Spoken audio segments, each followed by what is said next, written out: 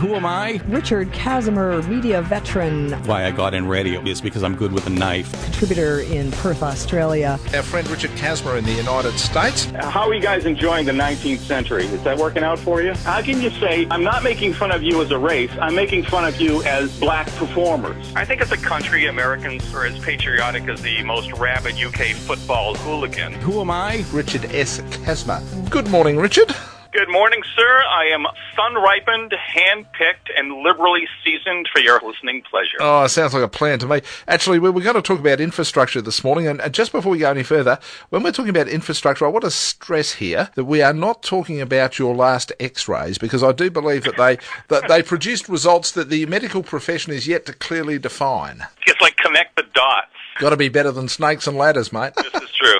Something that's very interesting when we talk about infrastructure, I saw a documentary, it's rather an interesting documentary. It was called The Crumbling of America. And this is what got me thinking, actually, ironically, about the fact that I was going to have to talk to you about infrastructure one day. What it suggested was that much of the public service infrastructure in the United States was literally crumbling, and it wasn't being repaired simply because basically bean counters were trying to make everything from underground water pipes to power poles, the whole bit, last as long as they possibly could. And incidents like the bridge collapse there a couple of years ago, they're saying those sort of things are going to happen more and more often simply because not only is the infrastructure need replacing, it simply hasn't been maintained. Oddly enough, I think there are probably parallels here. For example, people in Perth would remember when the huge water main burst in South Perth and flooded the Kwinana Freeway, and that caused some people to take 3 and 4 hours to get home. That was really an indication that some of the infrastructure is certainly getting to the end of its useful life. I would imagine there is a bucket load of stuff that falls into exactly the same category in the US. This is true. You have to understand that we are a country that went from just a few boatloads of English settlers to over 300 million people in under 300 years' time. And that's a lot of wear and tear on everything that we use to support where we live. Now, what falls under the infrastructure category? That's aviation, that's our airports, bridges, dams, drinking water, the reservoirs and water mains, energy, which includes the hydroelectric dams we have, power plants, power lines, hazardous waste, inland waterways, the levees, the public parks and recreations, the rail lines, the roads, public schools, solid waste, transit, and wastewater. That is what falls under the infrastructure category. In a lot of these cases, I'll use New England and Boston as a classic example. This is one of the oldest cities in the country. A lot of that infrastructure was from the original building of the city back in the late early 1700s. A lot of the water mains are made from clay, and they're always collapsing just from the weight of gravity and the rising city above it. So there's always something that's going on. Last year, the ASCE, the American Society of Civil Engineers, released a report card on the overall condition of America's infrastructure and rated it a poor D. The society also estimated it would take about $2.2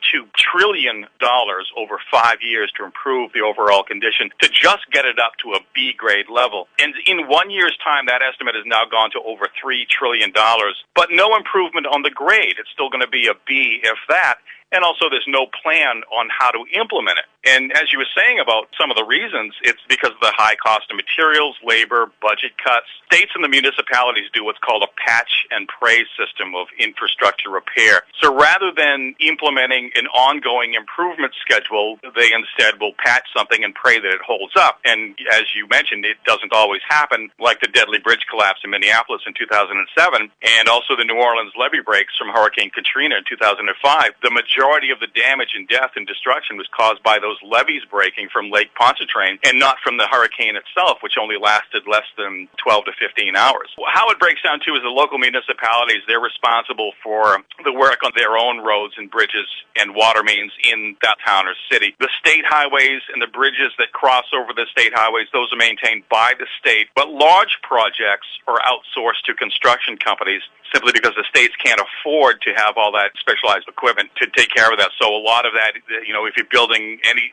length of highway or any major bridge repair, that is all outsourced, but it all has to be paid for by somebody. And if the states and the cities don't have that money that they're getting tax revenue, they just put it off. So it's not unusual that you would see a bridge that is in terrible shape being painted every couple of years, but not being repaired for 10 to 15 years. You've got to wonder, like, for example, the bridge collapse, you'd have to say, did that not give some people a wake-up call when they start to realise, and I mean, it's one thing when people start to talk about financial constraints, it's another thing when people start to talk about budget cuts, but when you start to see infrastructure collapsing in that sort of fashion, and the fact that people end up dying as a result of it, somewhere along the line, surely somebody has to be held accountable, but it also has to ring a bell with somebody to say, you know something, these things have to be maintained. In other words, we can't start to view maintenance as one of those things that we don't want to do, and if we're going through periods of budget cuts or we want to be a little bit tight-fisted about things, well, we won't bother doing that. We have to view these things as being essential, and essential if for no other reason than a safety point of view. When city or state is dealing with budget cuts, their own budget cuts, and then a drop in federal money, the Fed will allocate so much money per state, and then the state allocates so much money per city, and the cities and states have to request money in addition to the tax revenue money that it takes for any municipality to function anyway. When that money starts to dry up for whatever reason, if it's being allocated to two wars that were never on the books and so on, then they do make a decision. Because there's so many bridges and roads in any given town, and you may have one or two assessors go out there and decide the condition of a bridge, and then they start to play with the numbers. And fingers crossed, is this bridge going to last another 5 or 10 years before we really have to sink some serious money into it?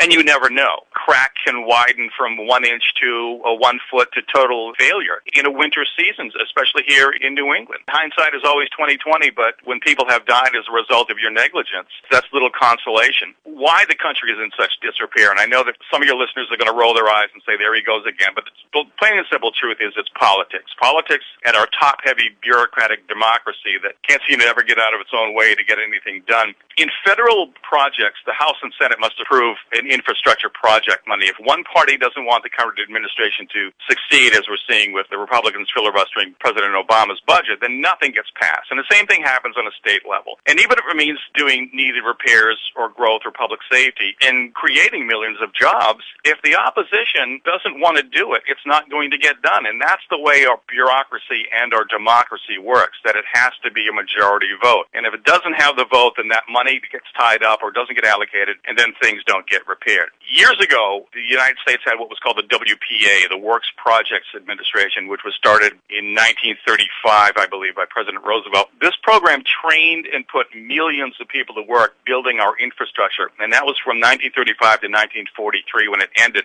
Same thing was true of the CCC, the Civilian Conservation Corps, which provided millions of unskilled labor jobs and training for men that were 18 to 24 in the conservation and natural resource areas. That's where we see a lot of our national parks. Why they're in such great shape the way they are was because of the CCC. My father was actually in the CCC when he was a youngster. We don't have those programs anymore because if a president were to propose those programs today, he'd be branded a socialist and a communist, because if you place a contingency on working on a government project to receive unemployment wages, for example, you're a communist or a Marxist. If you allow every able-bodied person an equal opportunity to go to work in these projects, regardless of their race or color, well, then you're a socialist. And if you don't allow private companies like Bechtel and Halliburton to get the lion's share of the contracts, well, you're just plain un-American. It seems to me at some point, regardless of people's personal ideologies, regardless of perhaps the prevailing thinking that may well have endured in the case of yourselves, there is going to have to be a rethink, because it seems to me that apart from anything else,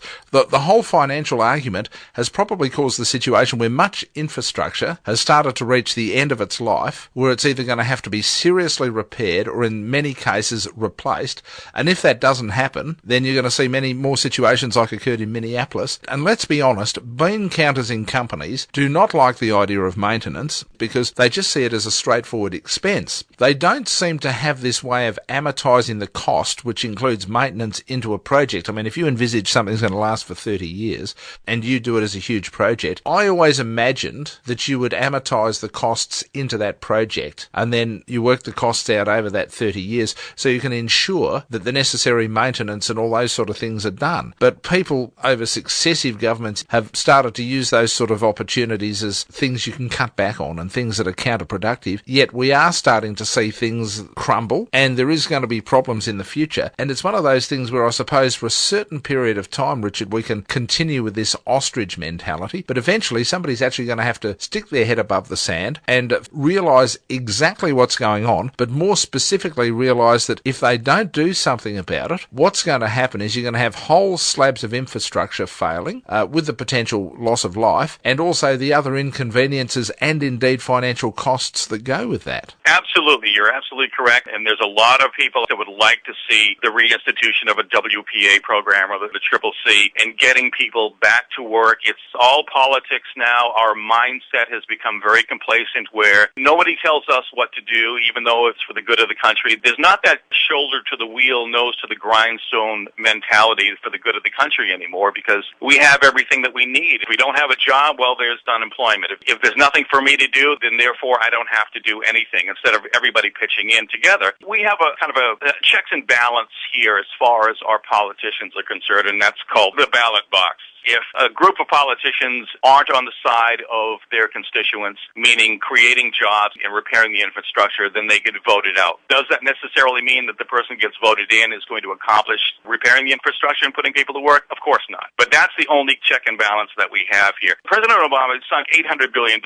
into the economic stimulus bill, and much of that money went towards infrastructure jobs. Now, some of the Republican governors, especially in the southern states, refused to take that money until their state legislature overrode that decision, and then they took the money to put into the infrastructure repair. And then you see a photo up with that governor who opposed it standing there with a huge cardboard check, handing it off to whatever agency was benefiting from the program. But you're absolutely right. There's going to come a time where we absolutely positively have to put money and have to put our focus back on our own country and let the chips fall where they may in some of the programs we've been sending overseas. But there's one expert that said why we don't do it. He said there's no sex appeal to invest in our infrastructure, and that's probably the basic reason why. That may well be the basic reason why, but surely at some point, and maybe there's an argument to say that perhaps the average person doesn't understand this, unless of course you start to see a situation like the tragic case in Minneapolis with the bridge collapse that you speak of, or the situation that happened here. Okay, we didn't have any loss of life, but it sure as hell was inconvenient,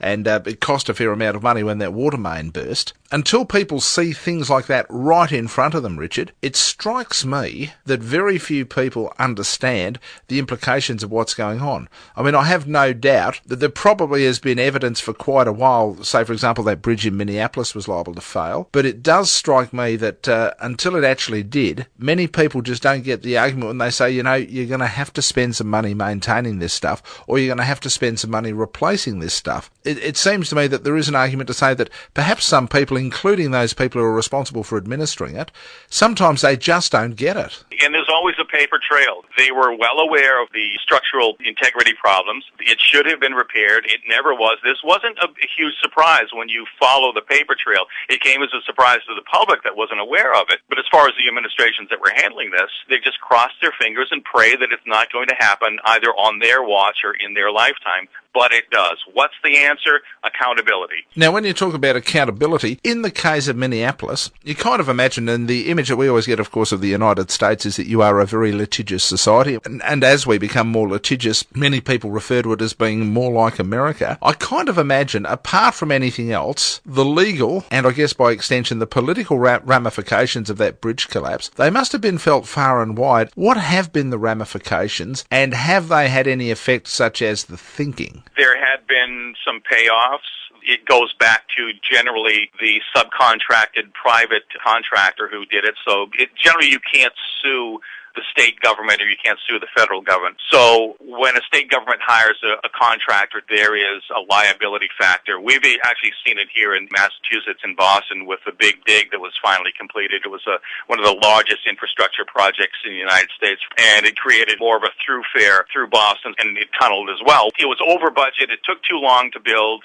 Shortly after it was declared open, a section of one of the tunnels fell and killed a woman and injured her husband. They won a lawsuit, and the contractor was sued as well. So there is that, but then the people who were involved in it initially, some of the politicians, are no longer with us. They have been either fired or moved on, but that's pretty much it. You're pretty much reserved to what you can get litigiously, what you can get in a lawsuit, and then, again, anybody who's been responsible for it won't get reelected or assigned to whatever agency they were on. Beyond that, you're out of luck. It does seem to be one of those issues that needs to be addressed. And perhaps it's one of those things that won't be addressed until the public actually get it. And that's always been the biggest question. When the public finally get it and the public finally understand what they're potentially up against, then and only then will we start to see changes that make sense, I guess. This will go right back to the ballot box. Certain select groups will get a referendum saying that we want to see XYZ bridge, we want to see these on the ballot, or a referendum. Do you want to allocate X amount of dollars to improve our infrastructure? That's the only recourse that they have, is to either put it on the ballot or force the elected officials who are currently incumbent officials or running and holding their feet to the fire. You say that as a constituent, I want my roads, I want my bridges to be safe. Are you going to do that for me? If you're not, then we're not going to elect you. Those people that are in state and local government, you just go to the town meetings and you hammer them and hammer them. And that's what our democracy is all about. Most of the time it works. Some of the times it doesn't, but it's the only system we have, and we've had it for 300 years. It does make you wonder, though. In the long term, do you think that they're going to get the message, or do you think that we are going to see more infrastructure crumbling? In the case of, I suppose, both our countries, we might see situations like occurred in Minneapolis occurring elsewhere, simply because people just won't get the message. Do you think that's always going to be a problem? Just because of the age of the country, and because there's not going to ever be this concerted effort, this massive effort where we go from one end of the country to the other and repair everything that needs repair. That's not going to happen. So we're always going to see, just because of the size of our country and the age, that something is always going to fall over or tip over or leak. That's just the basic logistics of the age of our country. However, I don't think we should ever see another levee break in New Orleans, although what has been repaired since Hurricane Katrina, I'm seeing a lot of reports that the people involved, the Army Corps of Engineers, have not been doing a good of a job as they should have in repairing that to make sure that it doesn't happen again. So as long as they're a watchdog organization holding everybody accountable and bringing that to the public forefront, we probably will stand less of a chance of seeing a repeat of that sort of catastrophe, but the inevitability of it happening, considering the size of this country and the age, I think we will, and that's just the nature of it. Well, look, I really appreciate your time as always. All right, brother, stay strong.